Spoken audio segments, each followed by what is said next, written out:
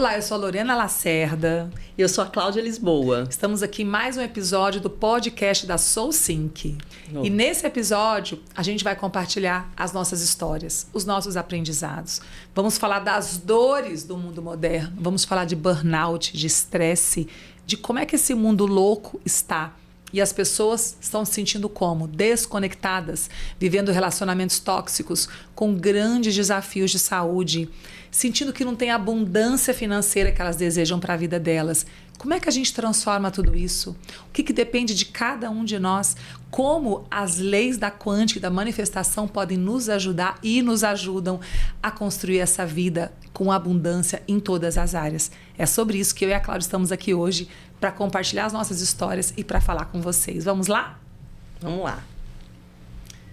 Cláudia, conta para mim, amiga, e para nós todos que estamos aqui ouvindo, um resumo da sua trajetória que te trouxe até aqui hoje, nessa transformação de vida que você está vivendo através da SoulSync. Foram tantos acontecimentos, né, para a gente resumir em poucas palavras, mas eu vou tentar fazer uma linha do tempo. Eu acho que tudo que aconteceu comigo me trouxe até aqui, todos os fatos mais importantes, principalmente aqueles que têm a ver com pessoas, com encontros, desencontros, com trabalho, principalmente a minha parte de trabalho. Meu grande chamado, meu primeiro grande chamado foi quando eu me tornei líder pela primeira vez. Despreparada, num mercado extremamente masculino, na área de tecnologia, a única mulher. Ali eu comecei a enfrentar grandes medos. Os medos foram grandes professores, vamos dizer assim, naquela primeira etapa da minha vida, dos 17 aos 20 anos de idade, que me trouxe muita reflexão. Ali eu reescrevi a minha carreira naquele momento e resolvi sair da área de TI, fui para a área de humanas. E aí depois vieram os relacionamentos que me ensinaram muito. Eu fui casada 2 vezes. Na primeira vez eu tive a graça de ter minha filha, que também foi transformador. Eu falo isso, ela sabe, não era meu sonho ser mãe, mas ela veio para minha vida e transformou ela todinha, a minha vida inteirinha até hoje. O primeiro casamento que eu falo que deu certo até onde deveria, mas foi um grande aprendizado para mim também, casei muito jovem. E depois o segundo casamento, que ele foi mais longo, tiveram muitas decepções nesse casamento, foi muito feliz, mas ao final com muitas decepções. Sociedades rompidas. Então eu passei por muitos desafios na minha vida quando a gente olha para a questão de relacionamento, que me levou muita reflexão. Eu comigo mesmo, o que eu podia me transformar. Porque eu nunca fiz o papel de vítima de achar que a responsabilidade era do outro. Eu nunca depositei isso na costa do outro. Eu sempre tive esse olhar de dizer que parte que é essa minha que precisa ser revisitada, o que eu preciso aprender com esse relacionamento, o que é isso. Mas o grande chamado mesmo, Lorena, foi aos 35 anos, quando eu tive episódio de burnout. Porque ali eu soube que eu poderia ter infartado, né? Isso me conectou com a história do meu pai, que morreu aos 42 anos infartado. Então, acho que foi o chamado mais dolorido que eu tive, foi nesse momento. Foi quando eu fiz minha virada de carreira, e resolvi me conectar mais com os aspectos mais espiritualizados, aprofundar no autoconhecimento. Tava errado, o que eu estava fazendo estava errado. E eu resolvi voltar, né? Falei, calma, mais uma vez eu vou ter que olhar para mim.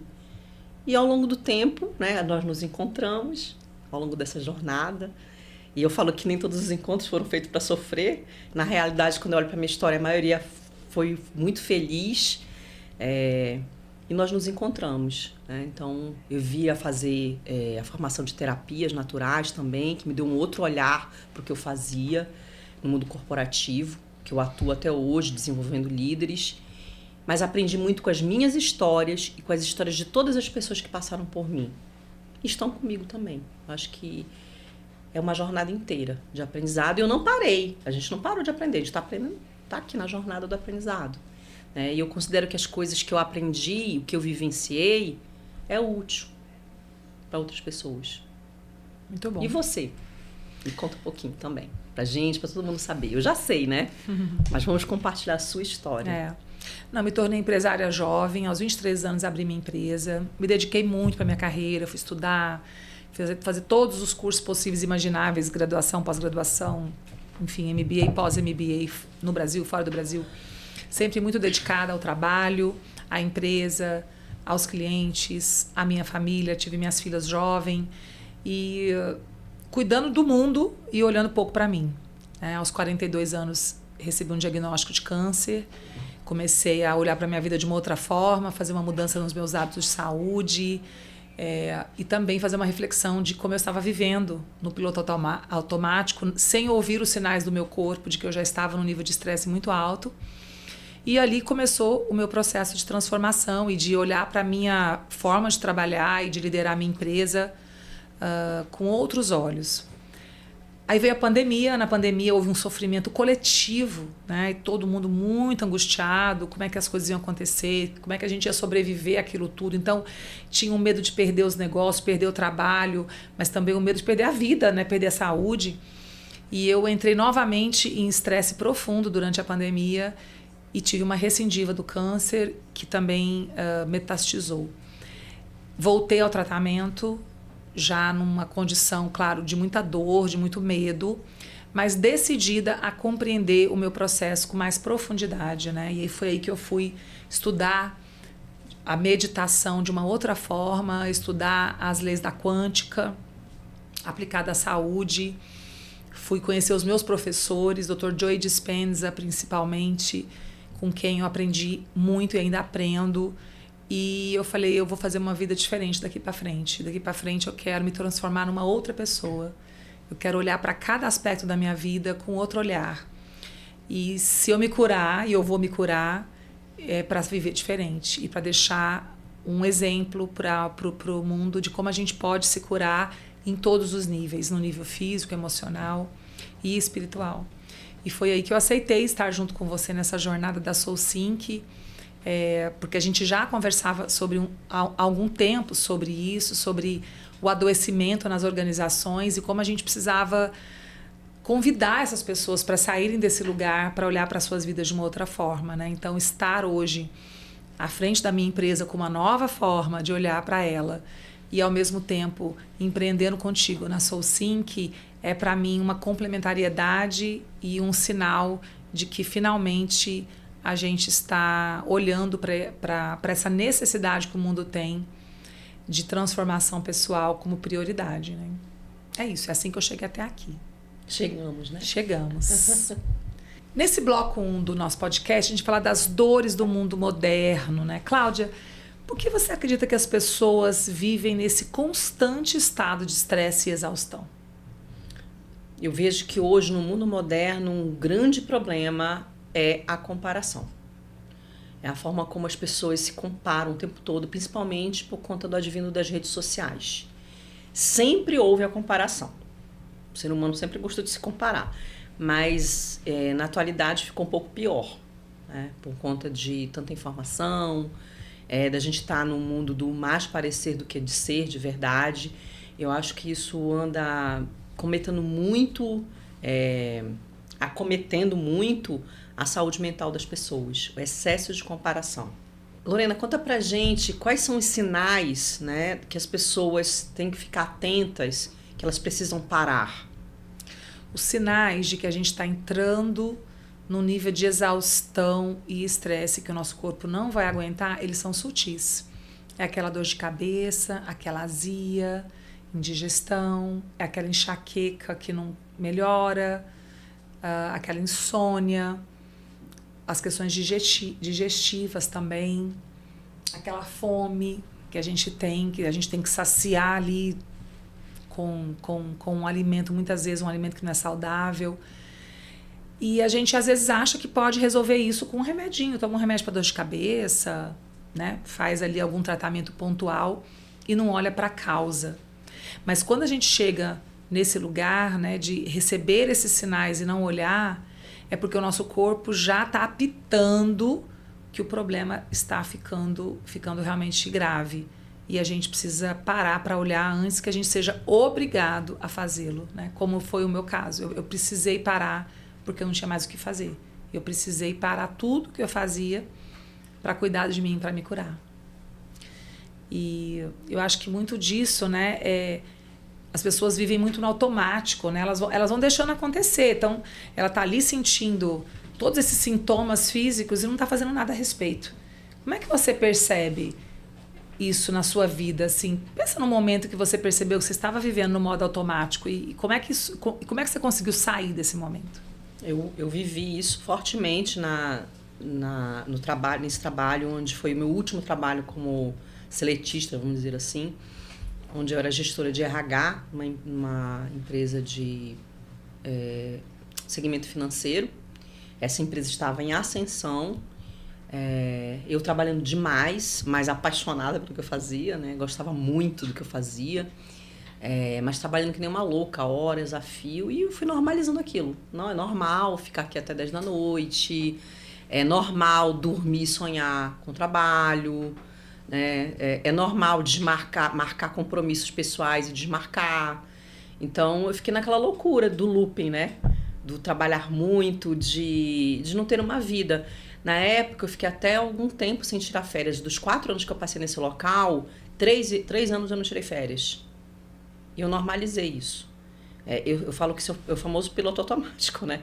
Eu entrei num círculo não virtuoso. O piloto automático, muitas vezes, ele é um círculo não virtuoso. E foi isso que aconteceu comigo. Então... E o que te fez sair desse Foi descobrir na época, a gente não falava a palavra burnout, né?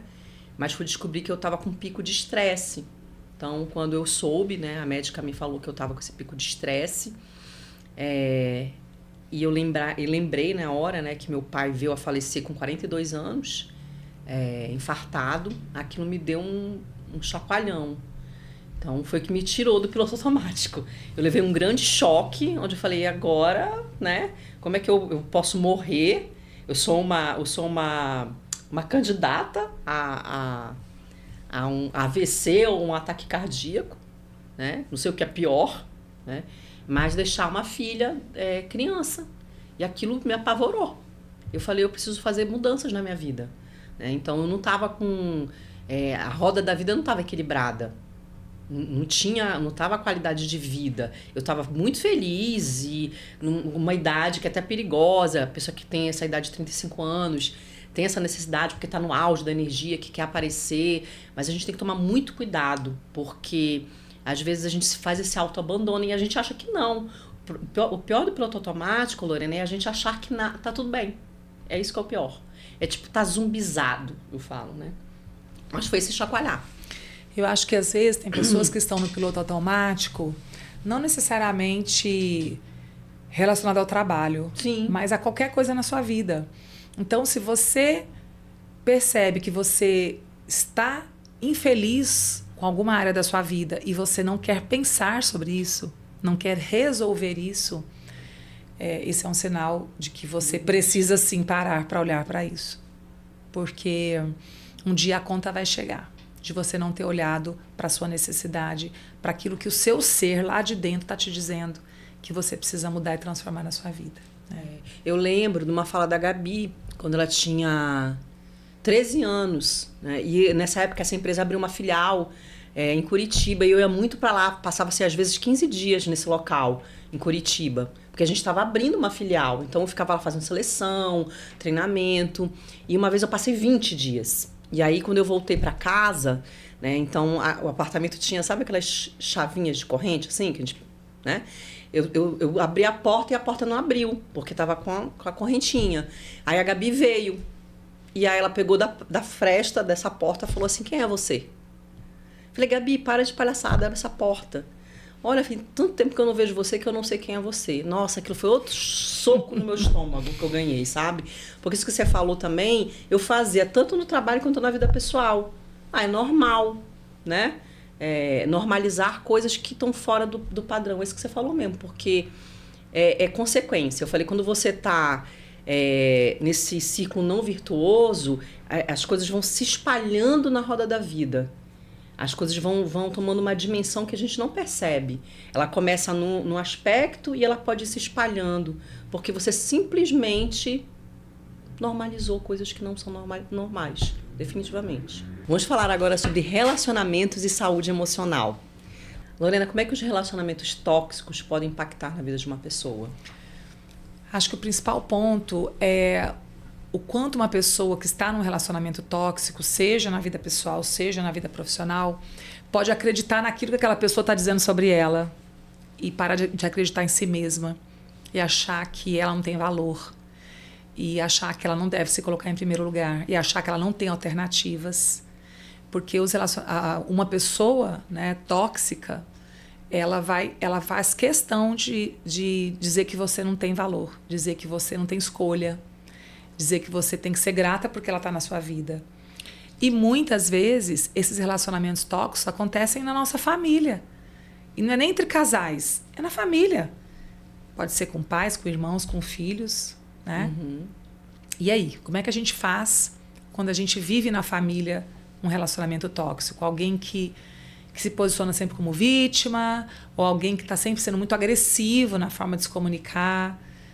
É difícil, é uma escolha difícil, porque a gente quer manter uma harmonia familiar, a gente quer honrar a nossa família, mas a gente precisa lembrar de colocar primeiro a máscara do avião na gente, né?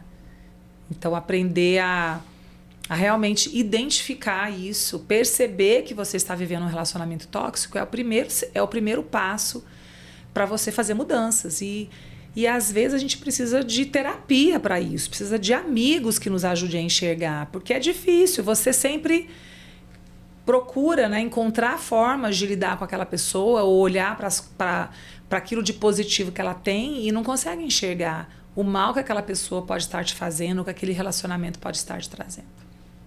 Eu sei bem.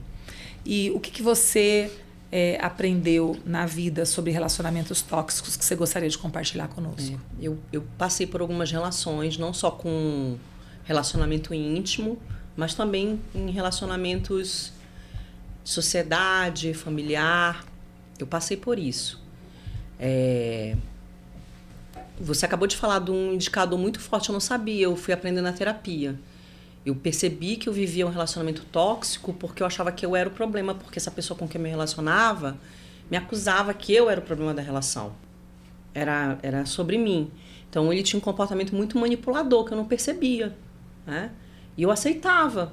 Acabei buscando ajuda, porque é através de ajuda mesmo, os processos de autoconhecimento, que a gente consegue olhar para as coisas de uma forma mais limpa. Os amigos ajudam, as pessoas ao redor ajudam, mas mais importante mesmo é você fazer essa busca, você ir atrás dessa busca, né? Então, todo e qualquer processo de autoconhecimento que eu vivi na minha vida, porque foram muitos, eu sou muito buscadora com relação a isso, me ajudaram a perceber onde que eu estava naquele relacionamento. Tinha a parte que me cabia, que eu estava errada, mas tinha a dele, que ele nunca assumia, né? Então, um relacionamento tóxico, uma pessoa quando é tóxica com você, ela nunca assume a parte dela. Porque, afinal de contas, ela é perfeita. Você que é o errado, né? E por muitos anos, Lorena, eu acreditei e perseverei naquela relação, pensando que ia salvá-lo ou salvar a gente, né? Mas foi o que você falou, não estava me salvando. Então, o processo de autoconhecimento me ajudou. Eu me salvei e eu me escolhi. Eu rompi com o relacionamento, né? E muitas pessoas não sabiam, porque eu não compartilhava com ninguém, tentando proteger aquela pessoa. Eu não queria expô-la, né? Então, ao mesmo tempo eu estava me matando cada dia um pouquinho. A gente tem que tomar muita atenção, né, com isso. Com a gente fazer autoabandono, a gente não olhar para as nossas questões, também se hiperresponsabilizar por tudo, né? Então, na vida, tudo, um terço é seu, um terço é do outro terço é do contexto. A gente tem que olhar para esses aspectos. A grande lição que eu tive, que é para a gente sair desses relacionamentos tóxicos que aparecem na nossa vida de forma eventual, é você estabelecer limites. Então, foi a grande lição que eu aprendi. E eu queria que você falasse um pouco sobre isso também, sobre os limites. Meu Deus, como é importante estabelecer limites na vida. Eu acredito que nessa jornada do autoconhecimento, para mim, um dos grandes fatores para eu me reconhecer e eu compreender as escolhas equivocadas que eu fazia, que eu faço, né? Foi entender que eu muitas vezes não coloco limites. Isso tem a ver com a nossa necessidade de ser amado, de aprovação. Tudo isso, gente, é com terapia, é buscando retiros, é buscando imersões que a gente vai aprofundando e vai compreendendo, porque não é uma coisa que a gente já sabe do nada, assim, né? Então, é um processo que você vai olhando e vai entendendo. E saber colocar limite é fundamental para a nossa paz, para a nossa saúde mental. A gente fica assim, mas se eu falar não para essa pessoa, se ela ficar chateada comigo, e se. E a gente esquece que no final das contas é a nossa vida. É o nosso bem-estar, é a nossa alegria. E a gente tem essa vida para viver, né? Aqui nessa existência. Então hoje, para mim, eu presto atenção todos os dias se eu estou colocando os limites que eu preciso colocar. Isso serve para minha equipe, isso serve para minha família, para meu esposo, para minhas filhas, para meus amigos. Porque quando a gente gosta de viver e a gente gosta de agradar as pessoas e gosta de fazer o máximo que a gente pode pelo mundo, a gente acaba dando mais do que a gente tem condição de dar. E aí é que a gente adoece, né? Nesse excesso de dar. Então, colocar limite, dizer, olha, até aqui eu vou, aqui agora é sua responsabilidade, não, isso aqui eu não vou fazer. O nosso combinado foi esse, então é isso que você precisa fazer, né? Isso eu não aceito você fazer até aqui. Daqui para lá é desrespeito. Então, a gente aprender a colocar limite é fundamental para a nossa sanidade, é fundamental para a nossa paz nessa vida. Não tem como ser feliz sem saber botar limite nessa vida. Então, que cada um que está ouvindo aqui leve isso assim no seu coração. Você sabe colocar limites? Isso é fundamental para a sua vida. Isso é fundamental para a nossa saúde emocional, né? Muito. E sem saúde emocional não existe relacionamento saudável, sem saúde emocional não existe prosperidade na nossa vida, porque a gente se limita, né? Então, Cláudia, faz esse link, né, para nós aqui. Como a saúde emocional influencia, por exemplo, a nossa capacidade de prosperar na vida? A saúde emocional ela tem alguns elementos que compõem, né? Um deles são os pensamentos mais positivados, que a gente pode e deve alimentar. Não é ser poliana, não, tá? É você, ao invés de ficar reforçando um pensamento que não vai te levar para lugar nenhum, é você colocar um pensamento mais positivado ali. Então, ela tem a ver com a qualidade dos pensamentos que você anda produzindo. Né? Então, isso acaba fortalecendo a sua saúde emocional ao longo do tempo. Pessoas que... Vamos colocar a situação que eu vivi por muito tempo. De achar que o problema era meu, de puxar aquilo. Como eu não sou uma boa esposa. Como eu não estou sendo uma boa mãe. Eu me retroalimentei muito tempo com pensamentos que estavam me destruindo. E destruindo a minha saúde emocional. Que me levaram a um processo de adoecimento, de estresse. Porque hoje eu tenho noção que aquele pico de estresse não foi só sobre o trabalho.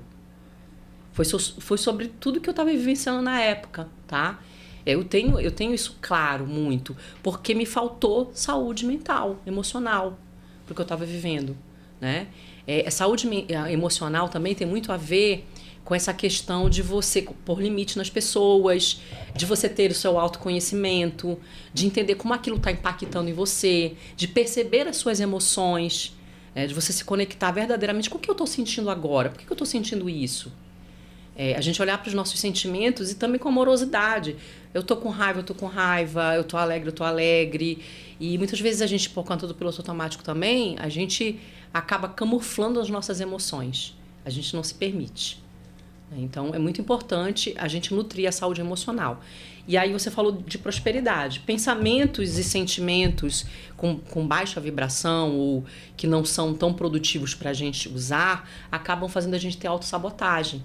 A gente começa a mandar mensagem pro nosso cérebro, tipo assim, não sou capaz, isso aqui não é para mim. Né? Mas eu queria que você falasse um pouquinho também sobre isso. O que você pensa sobre isso? Como é que é a saúde emocional? Ela pode fazer a pessoa prosperar ou não? Eu quero fazer um link entre a saúde emocional com a saúde de forma geral. Uhum. Uma coisa que eu aprendi ao longo desses anos todos, os anos em que eu tratei e dos anos desde que o meu tratamento terminou, já tem 4 anos, é que mais importante até do que a alimentação, do que a atividade física, que são práticas que hoje fazem parte da minha vida, é o nosso estado emocional. No adoecimento, o mais grave é o nosso emocional. O emocional, ele abala todas as estruturas do nosso corpo. Então eu digo, uma pessoa em paz, uma pessoa alegre, uma pessoa serena, essa é a pessoa que tem muito menos chance de adoecer, de qualquer tipo de doença. Porque os hormônios que são liberados no corpo, por conta do estresse, por conta da depressão, por conta da ansiedade, eles adoecem o nosso corpo físico, né? E olhar para isso, para mim, fez toda a diferença. Entender que eu sou responsável por minhas emoções. Porque às vezes a gente fala assim, eu estou irritada porque fulano falou uma coisa. Eu estou triste porque aconteceu tal coisa. Então, o que a gente está fazendo? Está delegando a responsabilidade por nossas emoções para o mundo das pessoas, das coisas, das situações que a gente não controla. Então, um sentimento de impotência total. Eu só vou ser feliz quando todo mundo me tratar bem? Eu só vou ser feliz quando eu estiver num lugar trabalhando que eu amo? Eu só vou ser feliz quando eu tiver todo o dinheiro na conta que eu desejo?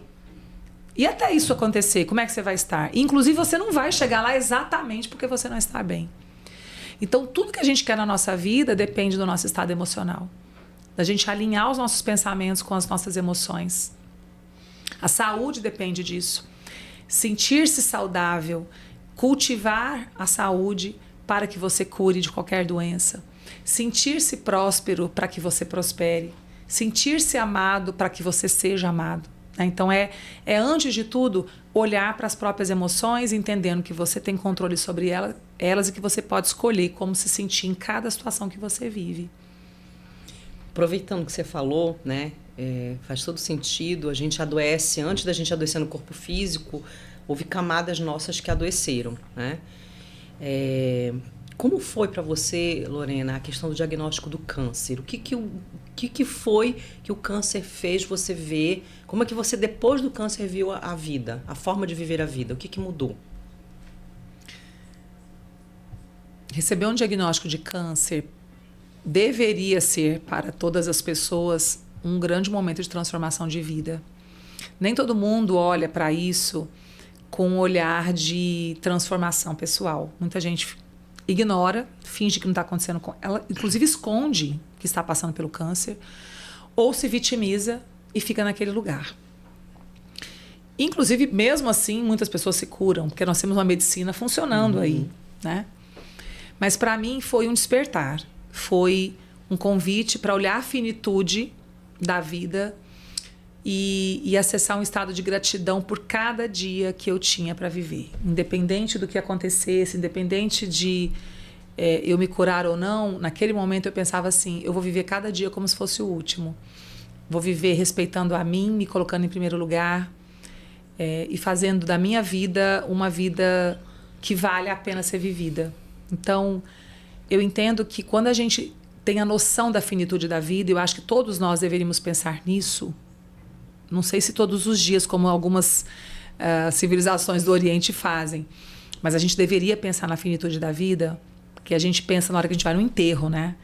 Quando a gente vai no enterro, a gente fala assim, poxa vida, eu preciso pensar melhor, eu preciso mudar minha vida, eu preciso fazer isso, preciso fazer aquilo. Todo mundo fica ali pensando em 1000 coisas que tem que fazer de diferente na vida, porque está diante da morte de alguém.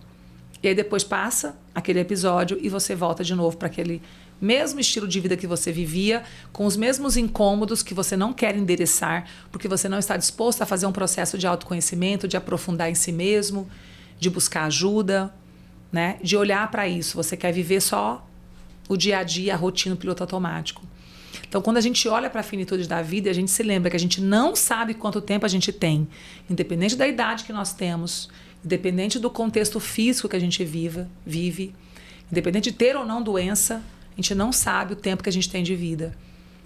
Então, olhar para cada dia como se fosse o último e pensar o que eu posso fazer hoje que vai me trazer mais alegria, mais paz, qual é a próxima escolha, qual é o próximo passo que eu preciso dar, que depende de mim, para uma vida plena. Essa é a responsabilidade que todos nós temos e podemos usufruir de uma vida melhor se a gente olhar para isso com cuidado, num cuidado diário, numa atenção diária. E o diagnóstico do câncer fez isso por mim. Me lembrou e me lembra da finitude da vida e transformou os grandes dramas existenciais que eu tinha em coisas diferentes para se ver. Hoje eu olho para situações que antes eu ficaria muito tempo sofrendo profundamente nelas E eu saio rapidamente delas. Não é que eu não sofra mais, claro que eu sofro, claro que eu tenho medos, claro que eu sou humana. Mas eu me lembro assim, gente, eu já passei por tanta coisa. Gente, eu tô viva. Eu tenho que agradecer por estar aqui. É mais um dia que eu tô tendo de vida. Então, isso me dá força para superar mais rapidamente, para passar pelos dramas com mais leveza e para agradecer por qualquer coisa que esteja acontecendo comigo, porque, afinal de contas, eu estou viva. Você acredita que a doença ela é um convite para a transformação? Sem sombra de dúvida, ela é um convite para a transformação. Não só a doença, mas todos os desafios que a gente passa na vida. Os desafios de relacionamento, os desafios com as questões profissionais, os desafios financeiros, os conflitos que nos entristecem nas nossas relações familiares. Tudo bem que tudo isso dói, a gente gostaria de ter uma vida muito mais fácil, né? Mas a vida, ela quer que a gente, o universo, a vida, ela quer que a gente se expanda, que a gente aprenda a ser mais. E a expansão depende desse contraste, depende da gente viver os momentos de dor. Agora, a gente pode resistir e ficar ali naquele momento de dor, na reclamação e na vitimização, ou a gente pode se abrir, entregar, confiar e fazer a nossa parte de olhar para dentro, de buscar ajuda, de buscar refletir sobre quem você é, e de fazer um esforço de mudança e de transformação, né? E eu acho que todos esses desafios de saúde, que são convites à transformação, eles nos conectam com a espiritualidade. Concordo. Né? Eles são um convite para a gente voltar e olhar para isso. Eu sei que você vive a espiritualidade de uma maneira muito intensa na sua vida, né? Sempre percebi isso em você. Como é que essa conexão forte que você tem com a espiritualidade te ajudou e te ajuda a atravessar os momentos difíceis da vida? Eu acho que isso eu devo muito aos ensinamentos da minha mãe, dentro do nosso lar. E não se trata de religião, sabe? Não tem a ver com religião. As práticas da espiritualidade tem muito a ver com essa questão de você se apropriar do ser que você é, de entender a contribuição que você está dando. E é algo que a minha mãe ensinou fortemente pra gente em casa. Da gente não escapar do nossa essência, né? E ela sempre fala assim, se faz essa pergunta, isso que você está fazendo, você gostaria que fizesse com você? Aquela conexão, né? Primeiro comigo e depois com o outro.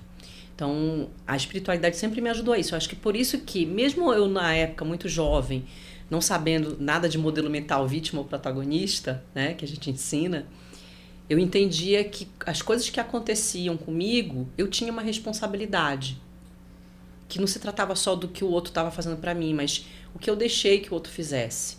E eu até falo assim, você deixou isso acontecer com você. E a espiritualidade me apoiou muito.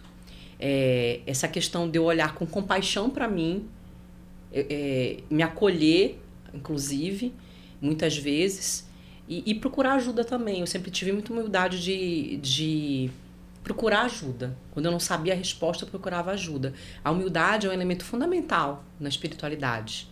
Então, é um comportamento desejável para quem quer vivenciar a espiritualidade. É você ter compaixão. Você falou da gratidão, né? Quando você descobriu que estava com câncer e você olhou para aquilo como uma oportunidade de agora eu vou fundo, agora eu vou atrás. E você teve essa experiência também, né, de ter vivido com muita força a espiritualidade quando a doença fez o chamado. Eu falo que a doença fez o chamado. A minha vida, eu não tive grandes problemas de saúde, você sabe disso, graças ao meu bom Deus. Eu nunca tive grandes problemas, problemas corriqueiros que qualquer pessoa já teve. Com exceção de uma vez que eu tive tuberculose. Eu tive tuberculose uma vez. Eu acho que foi a primeira vez que eu achei que eu fosse morrer. Que eu tive contato com a finitude foi quando eu soube que eu tinha tuberculose. Mas eu fiquei curada, já tinha cura, né? Eu falei, meu Deus do céu, se fosse 50 anos atrás eu ia morrer. Né? Mas dá aquele baque, né? Toda vez que você tem a notícia da doença, ela é desconfortável. Assim como o rompimento de uma relação e tudo mais. É um convite pra gente se visitar. A espiritualidade na minha vida me ajudou no sentido da busca do autoconhecimento. Eu posso resumir isso numa frase. Ela me tornou uma buscadora, uma pessoa incomodada com as situações, que eu entendia que eu merecia ser feliz e que aquilo não era para mim, e eu fui atrás, né? As terapias naturais também entraram na minha vida com muita força, de eu entender que estava fugindo do propósito, porque propósito tem tudo a ver com espiritualidade, né? Então, você gerar energia de propósito na sua vida te conecta. Fazer trabalho voluntário, como eu faço. Eu passei muitos anos buscando um local onde eu pudesse doar o meu tempo, que é a coisa mais preciosa que nós todos temos, é o nosso tempo, para alguma instituição que movimentasse a comunidade de uma forma que eu acredito que é a base: educação, trabalho, moradia. Eu consegui me conectar com voluntariado, que também fazer voluntariado é trabalhar a espiritualidade. E você faz isso muito bem, com maestria, com a instituição que você montou. Então, a espiritualidade está aí. Ela deveria ser o alicerce de todas as pessoas. Elas precisariam entender que nada tem a ver com religião, mas muito com a frequência que você gera, com as ações que você tem, né? As ações elas viram frequência. Nós emanamos uma frequência, né, através das nossas ações, dos nossos sentimentos, dos nossos pensamentos.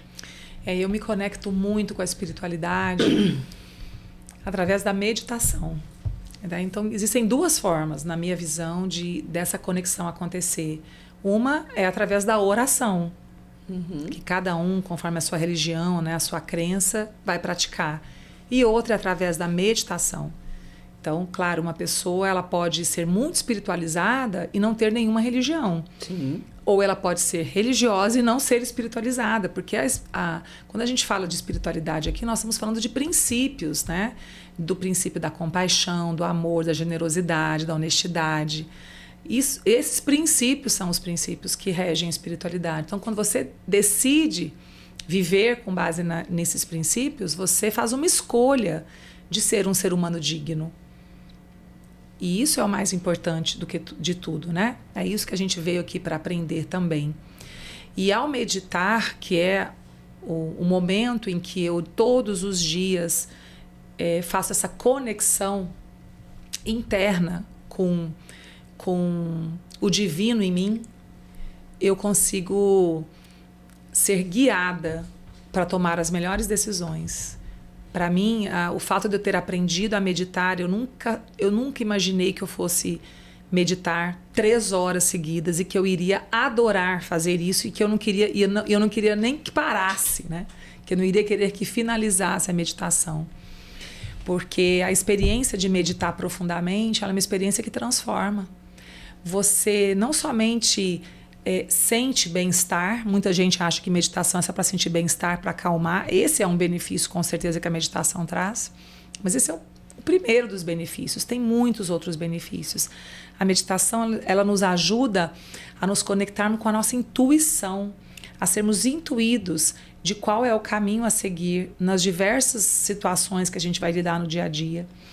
As respostas vêm durante as meditações.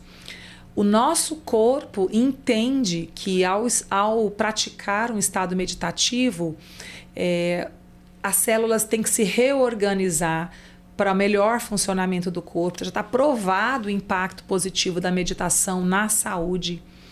Eu me lembro de estar em São Paulo com o chefe de cardiologia do Einstein e ele me falar de um estudo que tinha saído numa revista de cardiologia que foi provado que a meditação tinha o mesmo impacto para a redução do nível de colesterol que os remédios de colesterol. E hoje em dia, já existem centros de oncologia nos Estados Unidos em que, quando as mulheres vão para fazer a quimioterapia, elas também precisam fazer meditação. Por quê? Porque os estudos provam que a meditação realmente funciona em diversos níveis. Nos níveis celulares, no nível emocional e no nível espiritual. Muitas pessoas, ao longo desses anos, que descobriram que eu comecei a meditar, e às vezes a gente pensa assim, quem que medita? É um monge, é uma pessoa alternativa, é alguém que se dedicou para esse mundo, né, mais místico, e de repente vê uma CEO, uma empresária, uma líder empresarial meditando. Como assim? E isso vai estar cada vez mais presente nas vidas das pessoas. As pessoas estão sendo convidadas para olharem para suas vidas, para olharem para si mesmas, para se redescobrirem. E a meditação é um caminho maravilhoso e fundamental para isso. E muitos me perguntam, mas como que eu faço? Eu não consigo meditar, minha mente não para. E a mente não para mesmo, gente, mas está tudo certo. É igual você ir na academia. Você começa, você não vai levantar 10 quilos, né, com o braço. Você vai começar com 1 quilo até chegar no 2 e no 13. A meditação é a mesma coisa. Você vai começar, você vai aprendendo. E aí, de tantas pessoas falarem, Lorena, eu quero aprender, você pode me ensinar? Que eu falei, tá bom, vamos lá, vamos entender uma forma de poder ajudar as pessoas a também implementarem a meditação como uma prática em suas vidas, né? Isso. E aí que a gente começou a imersão SoulSync, como um lugar, um ambiente em que as pessoas podem aprender a meditar, experimentar a meditação, compreenderem os benefícios da meditação e olharem para a sua vida de forma geral, né? Olhar para como elas estão se relacionando, como elas estão cuidando da saúde, como elas estão escolhendo as suas trajetórias profissionais, elas estão se sentindo e vivendo o propósito na vida delas, como elas estão vivendo a espiritualidade na sua forma, né, de tomar decisões e de escolher também. E é muito bom poder ouvir as pessoas, não só as que passaram pela imersão, mas as que já começaram a meditar porque entenderam que isso tem um benefício enorme, me contando assim, Lorena, eu não imaginava que isso fosse acontecer na minha vida hoje. E desde que eu comecei a meditar, coisas incríveis começaram a acontecer. As pessoas certas apareceram, as circunstâncias certas aconteceram, as coincidências surgiram e hoje eu estou num lugar que eu nunca imaginei que eu estaria. Isso para questões de saúde, para questões de relacionamento, para questões financeiras, de trabalho, profissionais. Então eu sou uma adepta da meditação incorrigível, vamos dizer assim, porque eu não tenho dúvida de que é o melhor caminho para uma vida plena. É a gente aprender a meditar e fazer disso uma prática diária. E você também começou, né? Comecei. Conta da sua experiência com meditação. Eu comecei por ser inspirada por você. Enchendo o saco, na verdade, né? Que eu te encho o saco. Mas foi bom. Eu aceito que as pessoas me enchem o saco por coisas boas. Então você me incentivou muito. Eu meditava mais longe do que eu faço hoje. Né? Então era aquelas coisinhas de 10 minutos, 15 minutos, né? Hoje eu não consigo não começar meu dia sem ter meditado. Eu acordo cedinho, geralmente acordo 5h30, 6 horas da manhã, faço minha meditação, aí depois vou para academia. Eu mudei muito meus hábitos, né? A meditação vem me ajudando muito a ficar mais centrada, calma. Realmente ela traz uma outra leitura, é uma ferramenta de verdade de autoconhecimento também.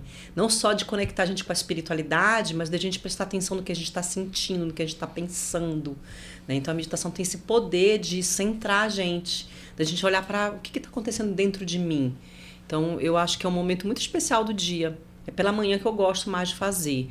Às vezes eu faço à noite quando eu estou agitada, mas eu não tenho o hábito de fazer que nem você, de manhã e de noite. Eu faço mais pela manhã. Mas, de fato, a prática meditativa ela é transformadora. Eu não consigo mais entender que é um hábito que vai sair da minha vida. E é desafiador mesmo, a gente sabe disso. As pessoas que vão até na imersão conosco, tem gente até que questiona, mas eu nunca meditei. Aprende a meditar lá, tá? E vocês vão ver que é super gostoso. As pessoas saem de lá com outro pensamento. Era isso, né? Porque a gente acha que é o silêncio profundo. Até tem monge que faz isso, né, Lorena? No silêncio profundo. Tem linhas de meditação que são de meditações no silêncio. Não é a que a gente pratica. Exato. Mas é realmente transformador. O caminho da espiritualidade é esse. A gente trabalha melhor o nosso campo energético através de ferramentas e métodos. E ter esses princípios que você falou, que é fundamental na vida de um ser humano, ter princípios. Agir com compaixão, retidão, honestidade, lealdade. Isso é espiritualidade. Cláudia, a gente está falando aqui da imersão, né? Que é um projeto tão lindo, que a gente está tão apaixonada. Sim. Apaixonada no bom sentido, né? Sem exageros. Porque a gente sabe que é um caminho fundamental para essa reconexão consigo próprio, para sair do estresse, para se colocar novamente em primeiro lugar. E a gente já está aí com... Já fizemos 4 edições e tivemos muitas experiências nessas 4 edições com muitas pessoas de perfis completamente diferentes. Idades. Homens, mulheres, jovens, adultos, idosos, pessoas muito religiosas, pessoas agnósticas, casais. ateus, casais. empresários, médicos, donas de casa, enfim. Porque a nossa imersão é para qualquer pessoa que queira uma nova vida, que queira olhar para a sua vida de uma outra forma, se colocar em primeiro lugar, né? O que você, de todas essas edições que a gente já fez, o que mais te surpreendeu nos movimentos que você viu acontecendo com as pessoas? As histórias que a gente ouve pós-imersão, que são fantásticas, né? O caminho que fez com que elas chegassem lá é interessante, mas o pós é fantástico.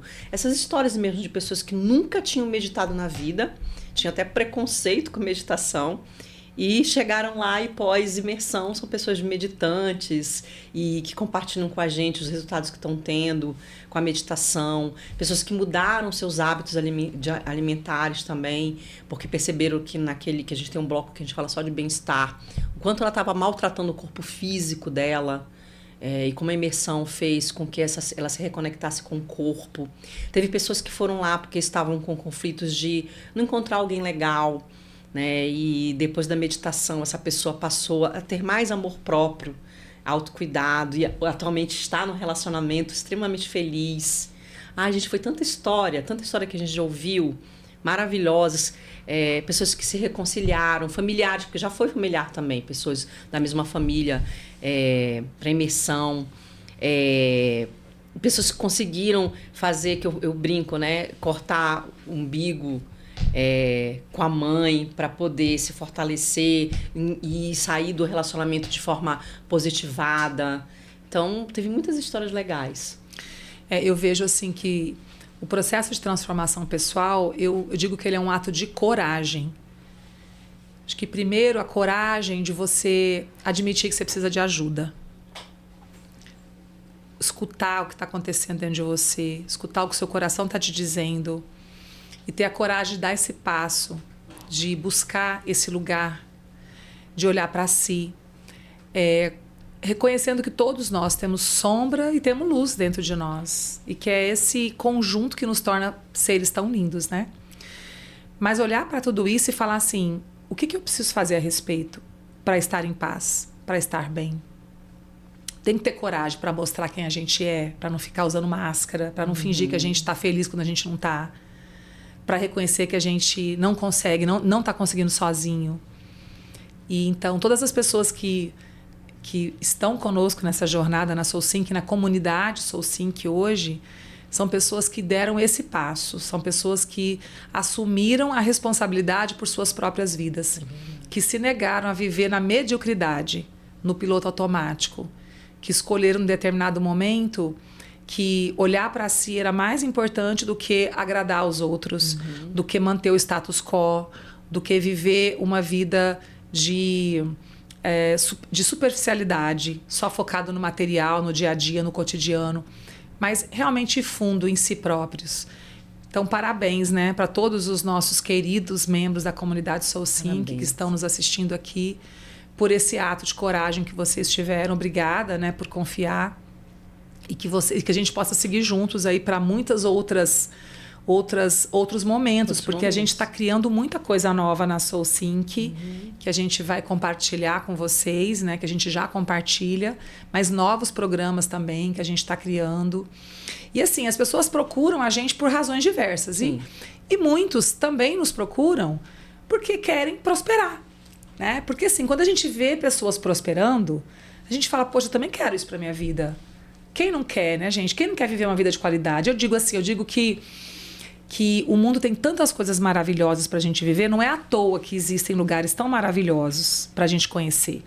É para a gente ir lá e para a gente usufruir de uma vida de qualidade.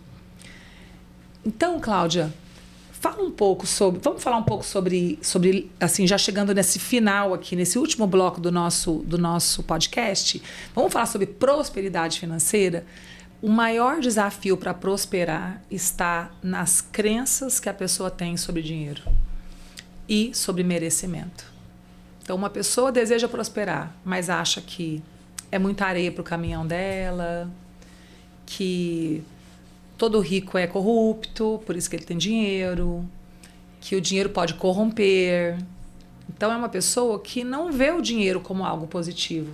Ela quer e, ao mesmo tempo, ela emite um padrão vibracional de desacordo com aquilo que ela deseja para a vida dela. Então, alinhar os nossos pensamentos com as nossas emoções relacionadas ao dinheiro é fundamental nesse processo. Acreditar que você tem todo o merecimento. Acreditar que você não precisa se matar para você ser próspero. Porque você precisa ser inteligente para ser próspero, fazer boas escolhas, entender quais são as boas parcerias, estudar, buscar entender caminhos para que você possa prosperar. Se você é um profissional na empresa, entender como eu posso agregar mais, quem pode me ajudar a crescer na carreira. Então, quando você acredita no seu potencial, no seu merecimento, você alimenta pensamentos de prosperidade, de que é bom ser próspero, que você merece ser muito próspero, que existem inúmeras experiências na vida que você deseja usufruir com a sua prosperidade. Quando você alimenta, mesmo nas dificuldades financeiras, você continua alimentando pensamentos de prosperidade e não de escassez, né? Então você alimenta pensamentos de abundância financeira. Quando você está cultivando esses pensamentos e ao mesmo tempo sentindo confiança de que a sua hora está chegando, de que você está no caminho, você confia no processo, confia no fluxo. Alinhar os seus pensamentos com as suas emoções e meditar. Então, assim, prosperar é algo maravilhoso. Eu me considero uma pessoa muito próspera. Isso não significa que eu não tenha desafios financeiros, sim, que eu não passe por altos e baixos. Mas qual é a diferença? Eu não fico assim, ai, o mundo vai acabar. Ai, meu Deus do céu, eu vou falir. Ai, meu Deus do céu, eu não vou mais conseguir. Não, eu não penso isso, eu penso assim, o Senhor é meu pastor e nada me faltará. Eu não sou religiosa, tá, gente? Mas eu tenho essa crença de que tudo que é meu me será provido. Que eu tenho inteligência, tenho saúde, tenho capacidade e que eu encontrarei saídas. Uhum. E ao fazer isso, e ao alimentar a paz no meu coração, e ao sentar para meditar, o que acontece? As situações vão se revelando para mim.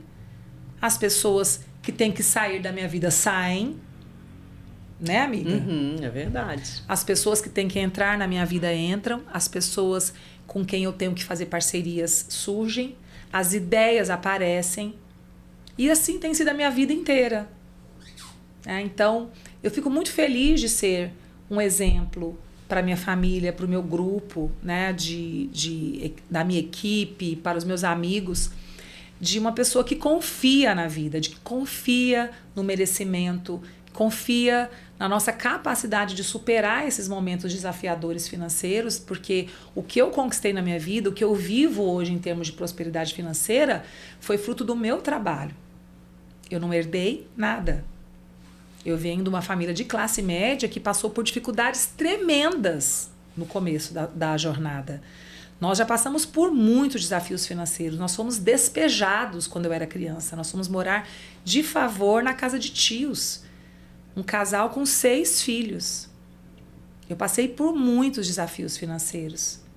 Mas graças a Deus, os meus pais perseveraram no casamento, no trabalho, para que os filhos pudessem ter educação. Eu estudei em escola pública, estudei o ensino médio em escola pública, estudei a faculdade, eu fiz em Universidade Federal, né? E eu conquistei o que eu tenho hoje na minha vida, a minha empresa, enfim, o patrimônio que eu tenho com o meu trabalho.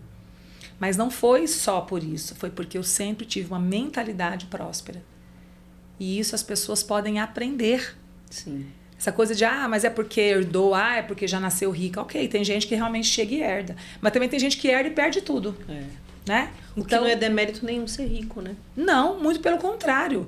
Agora, existe o que a gente chama, que a gente fala, né, amiga, de prosperidade com alma. Explica aí, o que é a prosperidade com alma? Eu acho que essa é o tipo de prosperidade mais bonita que há.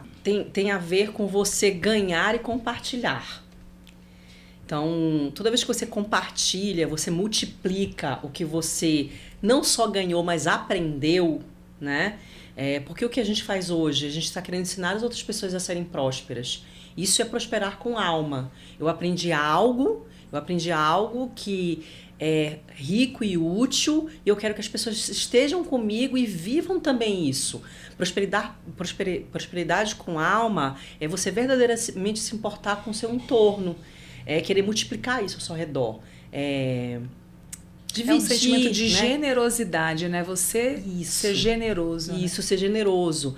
Quando a gente quer multiplicar o que a gente tem. Não é só para mim, não se trata só de mim, não é egóico, egoísta. Então eu quero também que as outras pessoas estejam felizes, eu quero proporcionar isso às outras pessoas. Mas não é dar, sabe? Não é aquele negócio de dar alguma coisa ou dar presente. É promover que a pessoa consiga andar com as pernas dela, mostrar para ela que ela é capaz, que aquilo é possível, ajudar a identificar quando ela está com um pensamento de escassez. Você é muito bom em fazer isso, por exemplo, quando você percebe que a pessoa está com uma fala, que essa fala vai ter uma vibração ruim, que pensar daquela forma talvez vai tirar a prosperidade dela, porque é uma questão de realmente você mostrar para o outro, olha, existe outra forma de você ver isso, existe outra forma de você experimentar isso, você é merecedor. Então, isso é prosperidade com alma. E quando a gente vê exemplos, né, de multimilionários, de bilionários no mundo que dedicam a sua vida para o trabalho social, para serem filântropos, a gente percebe que quanto mais você dá, mais você tem. Claro que tem pessoas que têm dinheiro para fazer projetos, tem pessoas que não têm. Mas doe o seu tempo.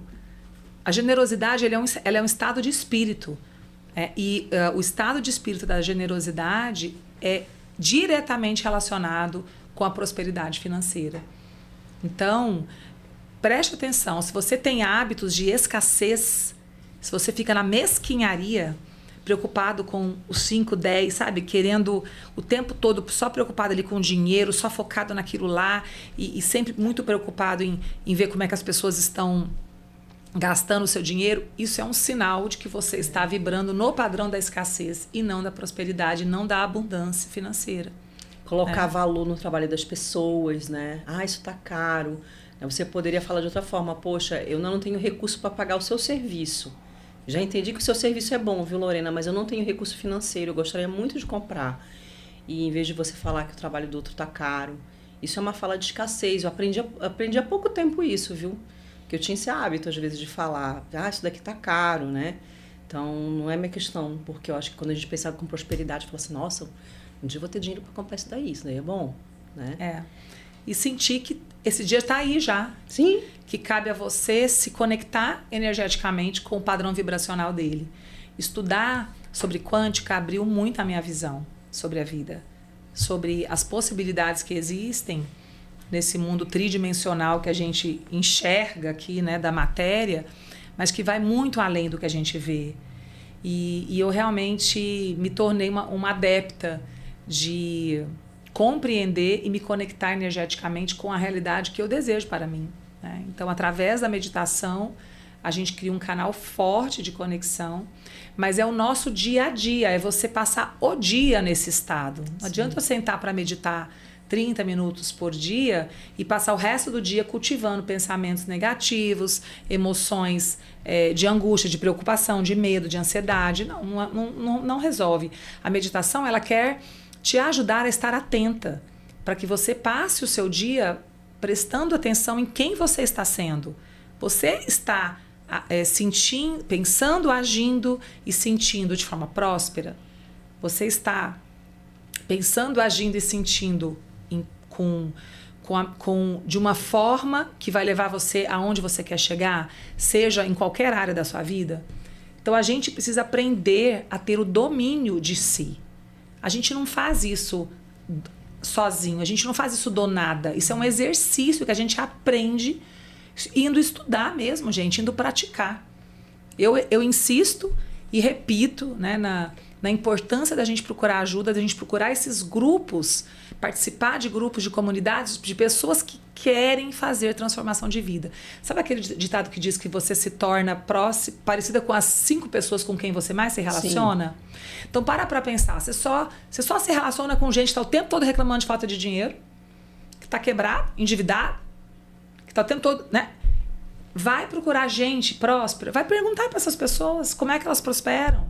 Vai pedir ajuda, vai pedir conselho, vai estudar sobre elas, sabe? Não para sentir inveja, porque sentir inveja é fácil, entrar na internet, ficar vendo as pessoas prosperando, fica se comparando e fica ali se vitimizando porque que o outro tem direito até aquilo você não tem. Esse é só rico que pode, nós pobres aqui, coitados. Saia deste lugar, gente. Isso é o lugar de quem não vai seguir em frente e realizar os seus sonhos, né? Então vá para um lugar de admirar as pessoas que prosperam. De um modelo de sucesso, né?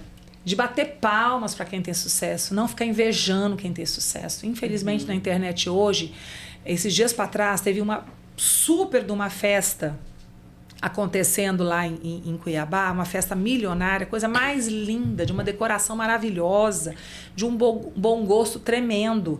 E aí, claro, as mídias sociais compartilham, né, essas histórias. Como é que são os comentários? Ah, isso é o povo podre de rico, jogando dinheiro fora, tanta coisa para fazer, tá jogando dinheiro fora com inveja, meu querido. Aquelas pessoas ali que estão fazendo aquelas festas milionárias também são pessoas que têm projetos sociais fantásticos, Sim. que também contribuem para o mundo, né? Então a gente tem que parar com isso, porque isso só atrasa a vida da pessoa. Esse olhar invejoso para a prosperidade alheia. Né? Escassez e inveja, eu acho que são os grandes travas para as pessoas não prosperarem do jeito que elas entendem que mereciam prosperar. Mas aí fica mais fácil colocar na conta de alguém, né? Do contexto. Com certeza. Amiga, para a gente encerrar esse nosso episódio, deixa uma mensagem, então, para as pessoas que estão aqui, um convite também para as pessoas, né, conhecerem a Soul. Eu queria deixar um convite para vocês que chegaram até aqui no nosso podcast, de conhecer, entrar nas nossas redes sociais. A gente tem muito conteúdo sobre os temas que nós conversamos aqui. Compartilhem, multipliquem, né? Ser próspero, multiplicar coisa boa. Mas também deixar um convite para vocês conhecerem a nossa imersão SoulSync. Para se conectar verdadeiramente com você, fazer essa reconexão. Na SoulSync a gente fala do bem-estar, a gente fala de relacionamentos. Não é só falar, né? Tem bastante prática, a gente dá ferramental para justamente te ajudar nessa transformação, nesse caminhar. Então eu queria deixar esse convite. Então, vem com a gente, conheça a nossa imersão, conheça nossos conteúdos, compartilhem. É isso.